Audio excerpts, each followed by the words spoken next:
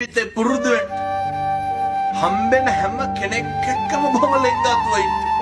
හැබැයි අපේ ගංගෙවල් වල අපේ අම්මලා තාත්තලා පුරුදු වෙලා ඉන්නේ. hina වුණොත් තමයි hina වෙන්නේ. අර කියනවා නේද? හාමුදුරනේ අපි කරපු දෙයක්වත් නැහැ කියපු දෙයක්වත් නැහැ උන් බුම්මගෙන ඉන්නවා කියලා. ඒ බුම්මගන්න එක පින්නත් යනුන්ගේ වැඩ.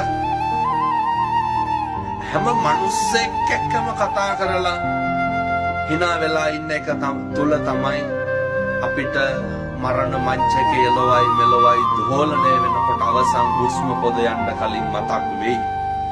මම කවදාවත් කිසි කෙනෙකුට රවලවත් නැහැ. මම මගේ බැල්මකින්වත් කාගේවත් මම හිත රිද්දලා නැහැ. හැබැයි මිනිස්සු ඕව බලාපොරොත්තු වෙන්නේ අනුන්ගේ.